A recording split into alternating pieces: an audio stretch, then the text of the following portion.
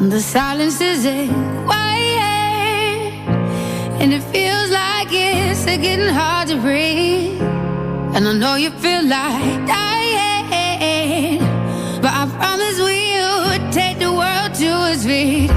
Move mountains, bring it to its feet. Move mountains, and I'll rise up. I'll rise like the day. I'll rise up.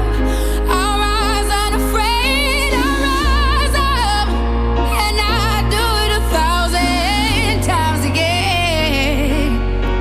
Good afternoon. You're tuned into Ability Matters, the program that covers matters to do with abilities, disabilities and everything in between.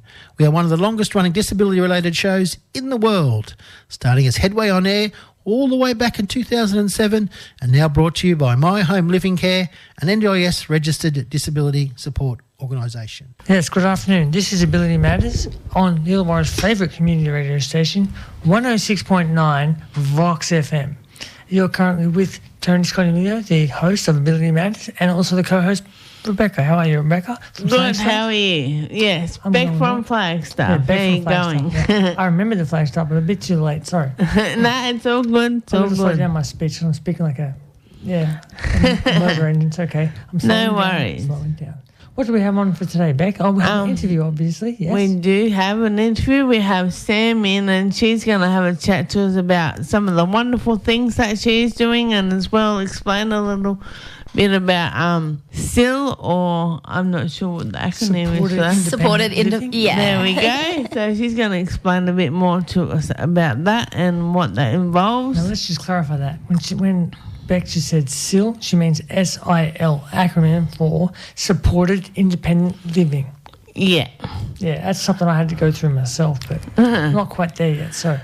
And then, so I suppose we'll begin the show with a couple of songs. You usually have a good selection there for us. This is my department, my time to shine, everybody. Okay, I'm going to open today's show with Steely Dan, Only a Fool Would Say That, from 1972 album Can't Buy a Thrill.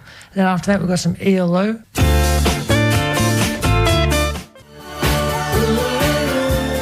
Okay, that was just ELO, that's Electric Light Orchestra, with All Over the World from 1980s film Xanadu.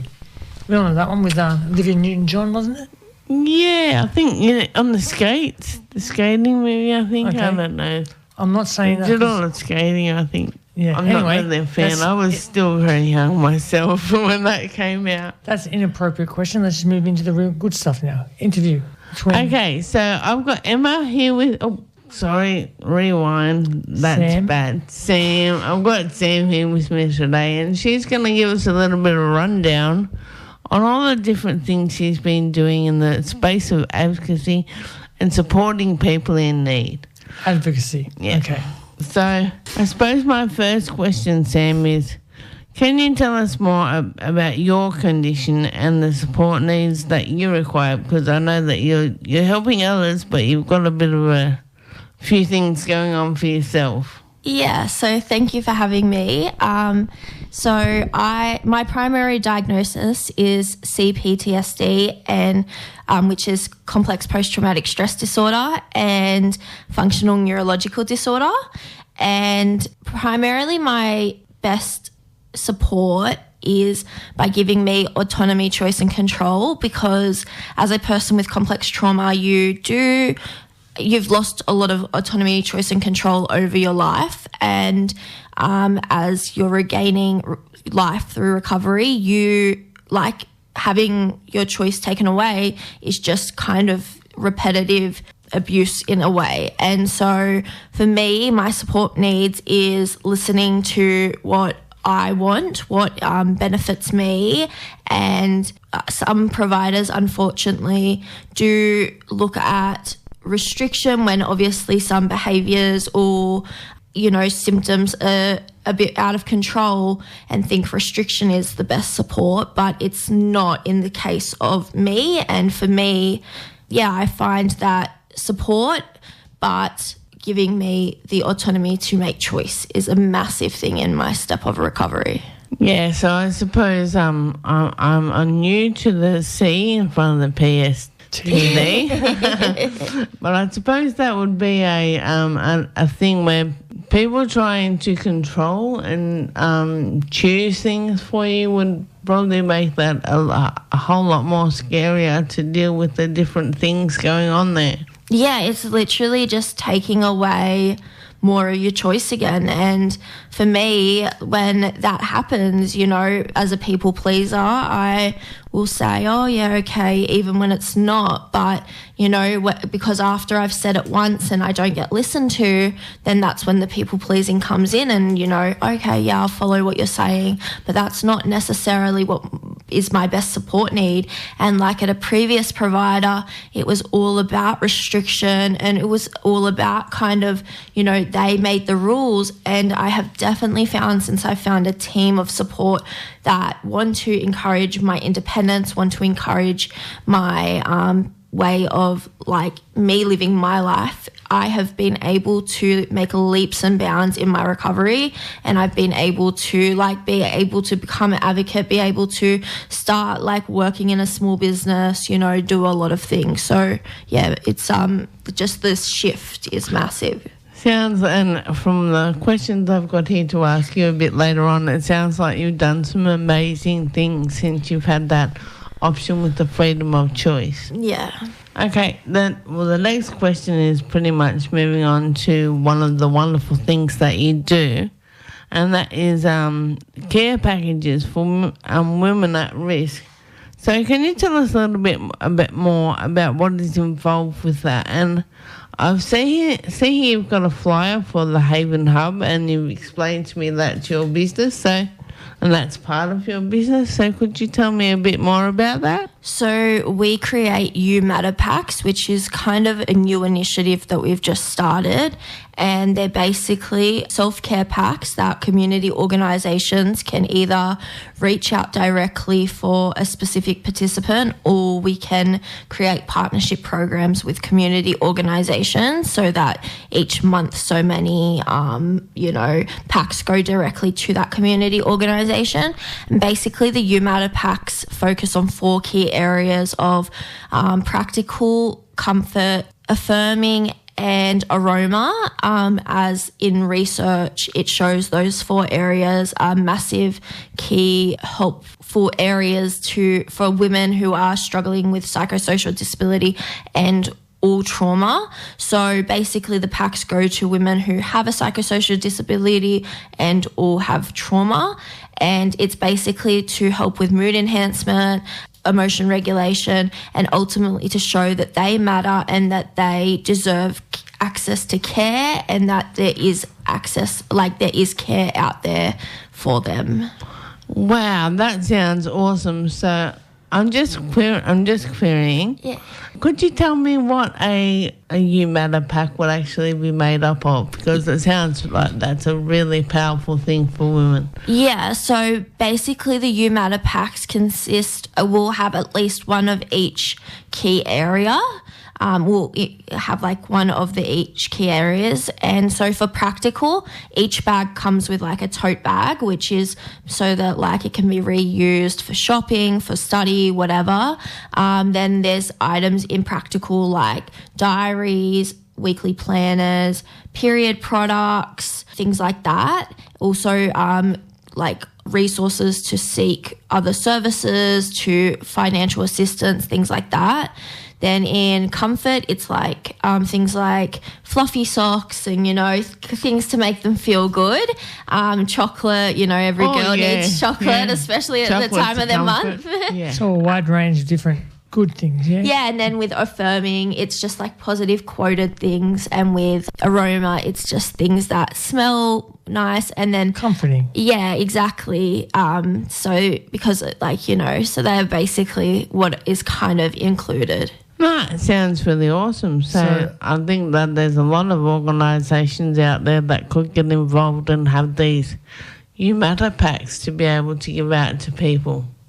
Yeah, it's exciting because, you know, as a person with lived experience, I know that when you do feel that people do care, you put more care into yourself. And that's, you know, we have a very big epidemic at the moment with domestic, family and sexual violence. So it's a massive thing that we need to show women that they care and that they matter and that there are supports out there to leave and stuff. So, yeah. Excellent. That sounds excellent. So I suppose we'll just quickly go to a song and break up, and then we'll come back and we'll talk about some more stuff because you sound like you're doing a great job, Incredible Sam. work indeed. Next up, we've got a breakthrough single from the Finn brothers in Split Ends. That's Tim and Neil Finn with I Got You from 1980. A breakthrough single from the album True Colours.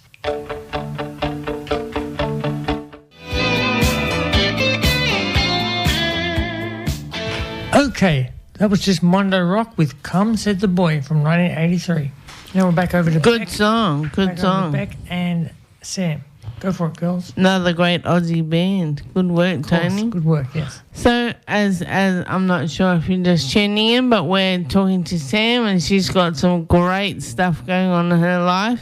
The next question I really wanted to ask you was, how do What Were You Wearing help people in the community? Because it sounds like a really great initiative. Yeah, so I volunteer with them. So their goal is to end gender-based violence. It's for survivors by survivors. So currently we're in an epidemic in the country with domestic, sexual and family violence. My role is to help with survivor healing groups, and that nationwide, or they're currently trying to become nationwide. And yeah, it's a work in progress to make change happen and, you know, help women and stuff because, yeah, like I said, there's a massive epidemic at the moment and, you know, the things that are coming out of specifically male mouths and it's scary and we need to protect women, yeah. Very derogatory, I'm assuming. Yeah, like I even made it a TikTok of just like, you know, of no means no, and the comments I've got on it is just really, really sad and disgusting. 700 comments just shaming my body, my like everything, and I'm like, this is why, you know, we have the issue. Because TikTok and things like that on the internet, they're very unassuming. Like you have like a ghost sort of person if you say anything. There's no real... Of course, there's some sort of ID tag down the line, but you have to be a really technical nerd to find out who it is, so... Yeah, keyboard warriors, literally. Yeah, that's the term I was thinking of. What's that term? Yeah, the keyboard warriors, because I dare say they wouldn't have the guts and to say that kind of thing in face-to-face conversation. 100%. And a lot of the men that do comment these horrible things will say, what about men's mental health? Which 100% men's mental health is a massive issue. Also. But I'm not at that very point advocating for men's mental health, and they're trying to deflect at that point at that time, and you know, so they're taking the point away from something that is so significant. And it's like 2 points can be right, but you shouldn't come on someone else's post and say, and then they will say be a men's mental health advocate. You look on their page, they have not one post about men's mental health advocacy, and it's like, so you can be hypocritical to me saying I shouldn't advocate about women's safety, and then you go on about that, you know. So yeah. Totally devaluing the actual work they're trying to do, which is a problem in itself, I think. Yeah. Totally. The next one I suppose we'll ask is, you have this presentation coming up where you're going to be presenting to hospital staff. Could you tell us a bit more about what's happening there? So I have been a complex patient of the hospital system since the age of 12 and have seen and experienced a lot of adversity. And last year, my amazing psychiatrist did a lot of advocating for me because the system really let me down.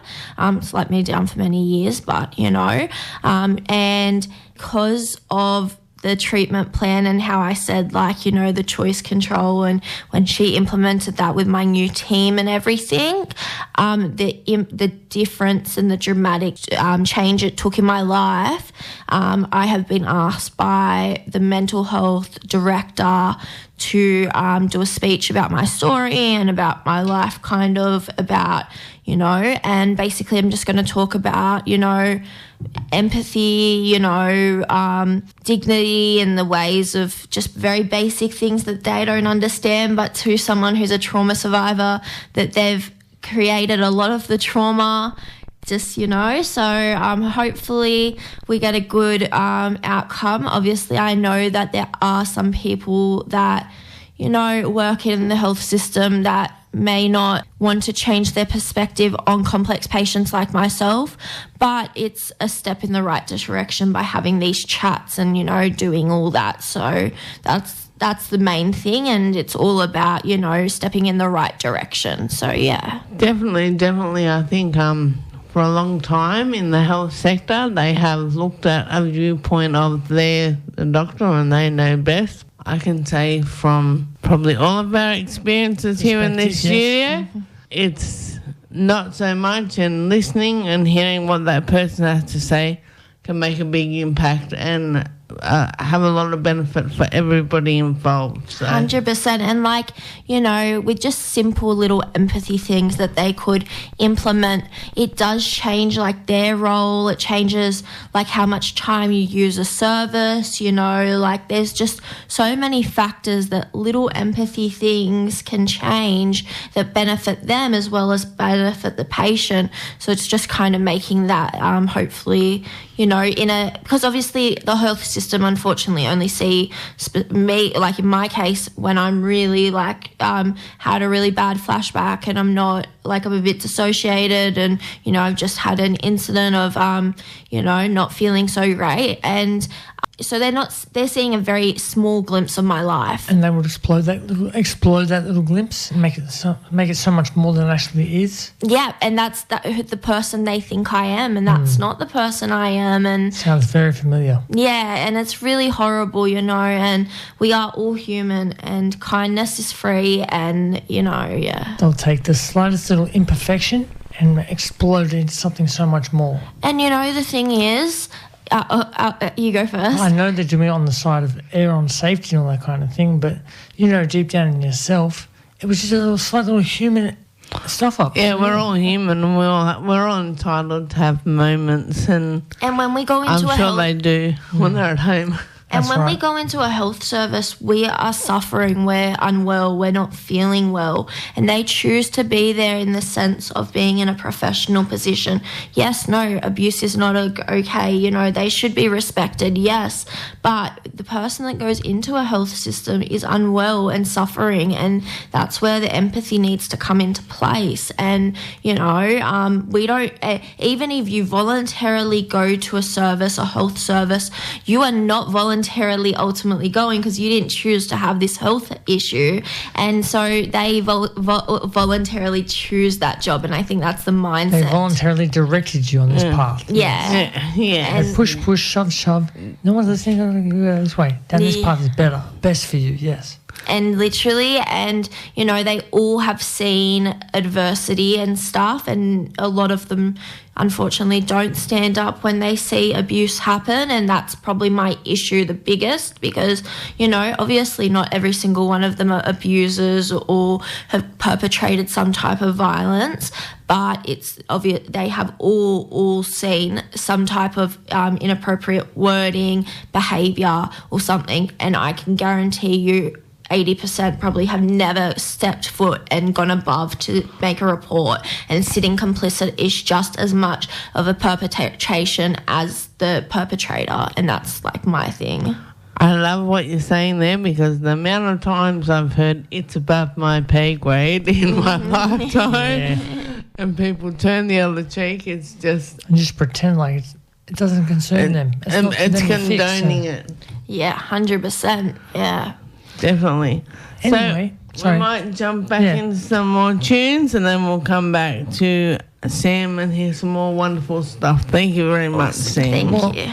after this quick little message here, this, of course, is still Tony Scott and Mia in the chair behind the thing. And so with And we got Bec from Flagstaff. and Bec, and she's interviewing Sam. Here we go. So I'm going to play you some news, and I'm going to come back to the song. Paul Simon, You Can Call Me Al.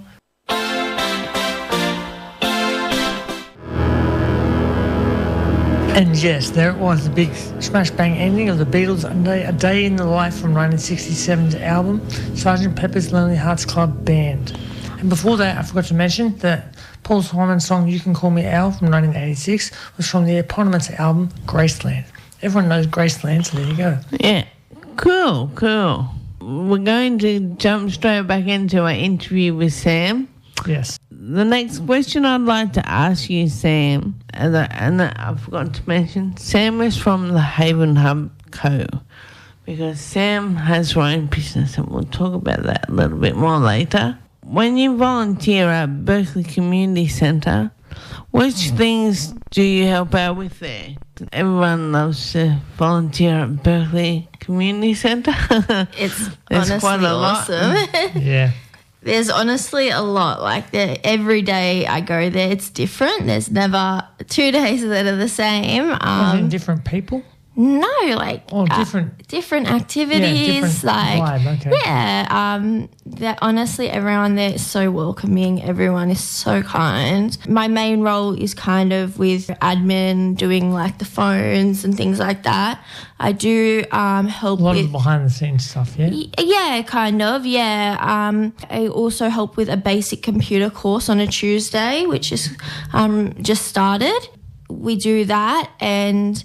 Basically, yeah, just whatever the manager needs help with, I'm happy to help with. Today we had the Deputy Prime Minister come, which was very exciting.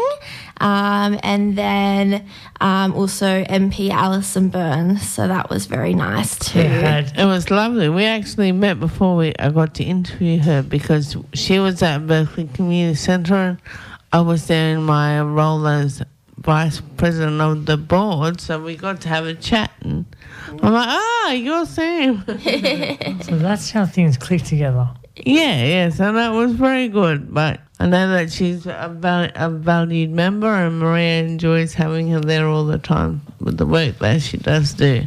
Maria does a lot of amazing work there and it's great to be a part of something so passionate and helpful to the community, so yeah. Yeah, always smiling and happy every time I've seen you in there so far. Yeah, the whole show she's worn a big smile. Awesome. So my next question, and after this question we might talk a little bit about your Haven Hub business. You were talking about the fact that you lived in Sill living with my home living care. And how wonderful that has been for you. But most people probably wouldn't know what Sill living is, supported independent living. So could you let us know a little bit about what that might mean? Yeah, so for Sill, it's some funding that you get under the NDIS. And it depends on what ratio funding you do get. I'm fortunate enough to have 1-to-1 funding currently, and that means I am eligible to have a support worker with me the whole time. For me, I'm so fortunate to be with my home living care. They're honestly the best company I have lived under. They're very person-centred. It is very much about choice and control. It is my home. It is who I want to work with. It is, all of that. Yeah, I did move back to Sydney for a bit last year because of just quite a few reasons.